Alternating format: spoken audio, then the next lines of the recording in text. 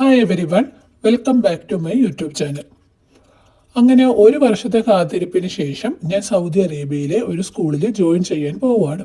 അപ്പോൾ രാവിലെ തന്നെ ഞാൻ നേരത്തെ എഴുന്നേറ്റു, എല്ലാ കാര്യങ്ങളും റെഡിയാക്കി ഏകദേശം 6:30 ഞാൻ എൻ്റെ വീട്ടിൽ നിന്ന് പുറപ്പെട്ടു. ഞാൻ നേരത്തെ സൂചിപ്പിച്ചതുപോലെ തന്നെ എൻ്റെ വീടും സ്കൂളും തമ്മിൽ വളരെ അകലമൊന്നുമില്ല. അതുകൊണ്ട് വളരെ പെട്ടെന്ന് തന്നെ ഞാൻ സ്കൂളിലേക്ക് എത്തി. പലപ്പോഴും ഞാൻ ഈ സ്കൂളിൻ്റെ ഫോട്ടോയും കാര്യങ്ങളും കണ്ടിട്ടുണ്ടെങ്കിലും ഒരുപാട് സ്കൂളുകൾ സൗദി അറേബ്യയിൽ ഞാൻ വിസിറ്റ് ചെയ്തത് കൊണ്ട് തന്നെ ഇത് ഏത് സ്കൂളാണെന്ന് ഐഡൻറ്റിഫൈ ചെയ്യാൻ എനിക്ക് കുറച്ച് പാടുണ്ടായിരുന്നു. എന്നാൽ ഇന്നേ ദിവസം ഞാൻ സ്കൂളിൽ എത്തിയപ്പോൾ എനിക്ക് മനസ്സിലായി, ഇന്ന ദിവസമാണ് ഞാൻ ഇവിടെ കൊണ്ടുവന്ന ആപ്ലിക്കേഷൻ കൊടുത്തതെന്ന്. പക്ഷെ പുറമേ നിന്ന് കാണാൻ വളരെ മനോഹരമായ സ്കൂൾ തന്നെയായിരുന്നു. സാധാരണ ഒരു സ്കൂളിൻ്റെ കളർ കോമ്പിനേഷൻ ആയിരുന്നില്ല, വളരെ ബ്രൈറ്റ് ആയിട്ടുള്ള കളേഴ്സ് ആയിരുന്നു ഇവർ യൂസ് ചെയ്തിരുന്നത്. ഞാൻ ആദ്യം അകത്തേക്ക് കയറുമ്പോഴത്തേക്ക് ഗ്ലാസ് ഉപയോഗിച്ചിട്ടുള്ള അറേഞ്ച്മെന്റ്സ് ആയിരുന്നു ഫുള്ളും. കാണുമ്പോൾ തന്നെ നമുക്ക് മനസ്സിലാവും പുതുതായിട്ട് അവർ സെറ്റ് ചെയ്ത കാര്യങ്ങളാണ്. നമ്മൾ റിസപ്ഷനിലേക്ക് കയറുന്നു. റിസപ്ഷനിൽ എൻ്റെ സർട്ടിഫിക്കറ്റിൻ്റെ കോപ്പി എല്ലാം ഞാൻ സബ്മിറ്റ് ചെയ്യുന്നു. അതിനുശേഷം സ്വാഭാവികമായിട്ട് നമ്മൾ ചിന്തിക്കുന്നത് പ്രിൻസിപ്പലിൻ്റെ റൂമിലേക്ക് പോകുന്നതാണ്. പക്ഷെ സർപ്രൈസിംഗ്ലി എന്നെ പിന്നീട് അവർ കൊണ്ടുപോയത് ആ സ്കൂളിൻ്റെ ഓണറിൻ്റെ റൂമിലേക്കാണ്. അങ്ങനെ ഞാൻ ഓണറിൻ്റെ റൂമിലേക്ക് പോകുന്നു. സ്വാഭാവികമായിട്ട് ഞാൻ വിചാരിച്ചു ഇതൊരു സൗദി ആയിരിക്കും, കാരണം സൗദി അറേബ്യയിൽ മെജോറിറ്റി സൗദീസ് ആണല്ലോ ഇതെല്ലാം ചെയ്യുന്നത്.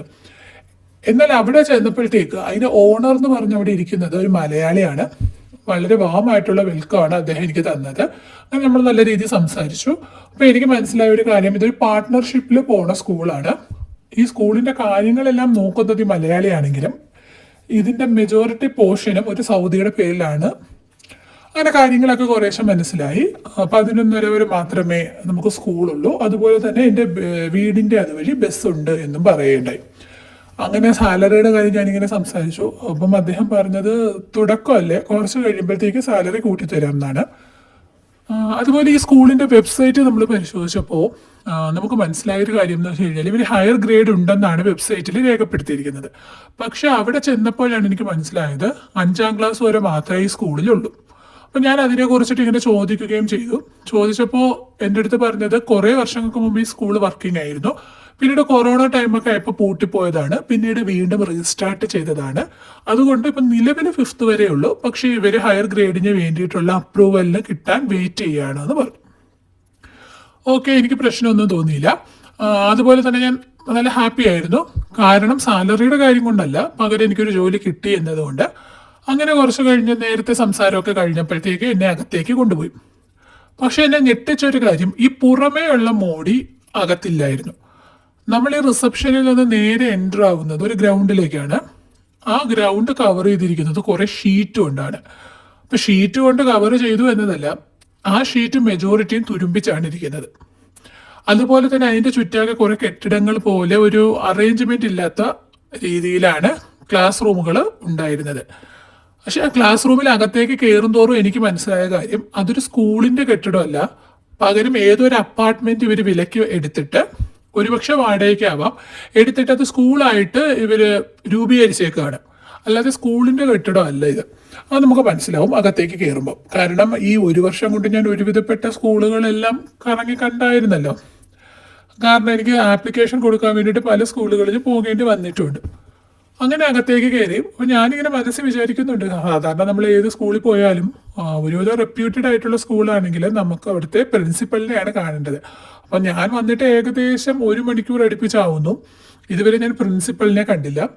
അതുപോലെ തന്നെ മറ്റൊരു കാര്യം, നമ്മൾ റിസപ്ഷനിൽ ഇരുന്ന ഒരു ലേഡിയുമായിട്ട് സംസാരിച്ചപ്പോഴത്തേക്കും അവിടുത്തെ ഓൾ ഇൻ ഓൾ ഞാനാണെന്ന രീതിയിലാണ് ആ ലേഡി നമ്മളുടെ അടുത്ത് സംസാരിക്കുന്നത്. നിങ്ങൾക്ക് എന്ത് കാര്യം ഉണ്ടെങ്കിലും എൻ്റെ അടുത്താണ് വരേണ്ടത്, ആ ഒരു രീതിയിൽ. ഒരിക്കലും ഒരു സ്കൂളിൽ ഒരു റിസപ്ഷനിസ്റ്റ് അങ്ങനെ സംസാരിക്കില്ല. അങ്ങനെ എനിക്ക് എന്തോ ഒരു വിചിത്രമായിട്ട് തോന്നി. അതിനുശേഷം നമ്മൾ അകത്തേക്ക് പോയി. അപ്പോൾ ഞാൻ വിചാരിക്കുന്നു അടുത്തതായിട്ട് ഇനിയിപ്പോൾ പ്രിൻസിപ്പലിനെ മീറ്റ് ചെയ്യാനായിരിക്കും കൊണ്ടുപോവുക. പക്ഷെ അവിടെയും ഒരു ടെസ്റ്റ് ഉണ്ടായിരുന്നു.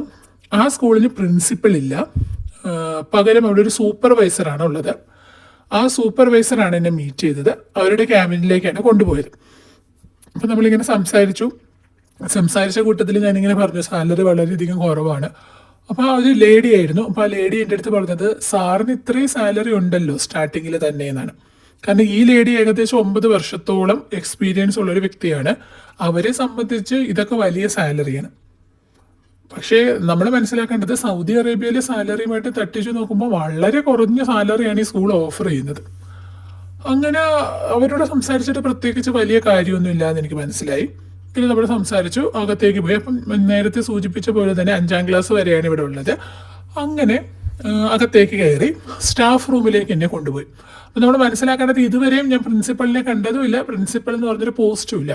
അപ്പം ഞാൻ വിചാരിക്കുന്നത് ഓക്കെ, പ്രിൻസിപ്പൾ ഇല്ല, സൂപ്പർവൈസർ ആയിരിക്കും, മറ്റൊരു രീതിയായിരിക്കും ഇവിടെ ഫോളോ ചെയ്യുക എന്നുള്ളത്. അങ്ങനെ അകത്തേക്ക് കയറി സ്റ്റാഫ് റൂമിലേക്ക് എൻ്റർ ചെയ്തു. സ്റ്റാഫ് റൂമിൽ മെജോറിറ്റി ലേഡീസ് ടീച്ചർമാരാണ് ഉള്ളത്. അങ്ങനെ നമ്മളെല്ലാവരും പരിചയപ്പെടുകയൊക്കെ ചെയ്തു. വളരെ റെയർ ആയിട്ടേ ജെൻ സ്റ്റാഫ് അവിടെ ഉള്ളൂ. കാര്യം എന്താണെന്ന് ഞാൻ പിന്നീട് പറയാം. അങ്ങനെ കുറേ നേരം കഴിഞ്ഞു. അതിനുശേഷം എനിക്ക് ടൈം ടേബിൾ തരണം.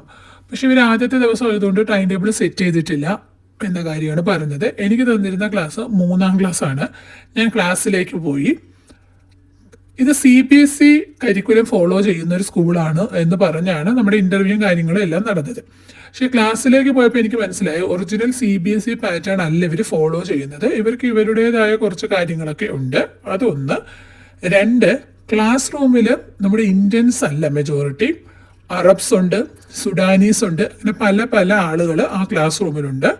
ക്ലാസ് റൂമിൻ്റെ സ്ട്രെങ്ത് ഒക്കെ അറൗണ്ട് 23-25 അത്രയൊക്കെ വരുന്നുള്ളൂ. അങ്ങനെ ആദ്യത്തെ ദിവസം സൗദി അറേബ്യയിൽ തന്നെ എൻ്റെ ആദ്യത്തെ ക്ലാസ് എടുക്കാൻ വേണ്ടിയിട്ട് ഞാൻ അവിടെ ഇങ്ങനെ നിന്നു. അങ്ങനെ കുട്ടികളെയൊക്കെ പരിചയപ്പെട്ടു.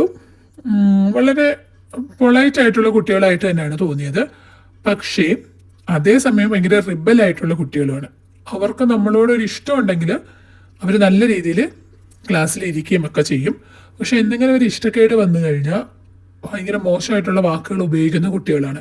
പിന്നെ ഭാഗ്യം എന്ന് പറയട്ടെ, അവരുപയോഗിക്കുന്ന വാക്കുകളൊന്നും എനിക്കറിയില്ല. അവർ അറബ്സിലാണ്, ലാംഗ്വേജിലാണ് അവർ സംസാരിക്കുക. അതുപോലെ തന്നെ മറ്റെന്തോ ഒരു ലാംഗ്വേജും അവർ യൂസ് ചെയ്യുന്നുണ്ട്. അങ്ങനെ എൻ്റെ ആദ്യത്തെ ക്ലാസ് സ്റ്റാർട്ട് ചെയ്യാൻ വേണ്ടിയിട്ട് ഞാൻ അവിടെ ഇങ്ങനെ നിന്നു. ആദ്യത്തെ ക്ലാസ് എടുത്തു. ഭാഗ്യത്തിന് മനോഹരമായിട്ട് തന്നെ ക്ലാസ് അവസാനിച്ചു. എന്നാൽ എനിക്കിങ്ങനെ ഫീൽ ചെയ്തു, എൻ്റെ ക്വാളിഫിക്കേഷനും കാര്യങ്ങളും വെച്ചിട്ട് എന്നെ ഈ സ്കൂൾ ഡിസർവ് ചെയ്യുന്നില്ല എന്ന് എൻ്റെ മനസ്സിലുണ്ടായിരുന്നു. പക്ഷേ സാഹചര്യം കാരണം എനിക്ക് അവിടെ നിൽക്കേണ്ടി വരുന്നതാണ്, മറ്റൊന്നും കിട്ടാത്തത് കൊണ്ട്.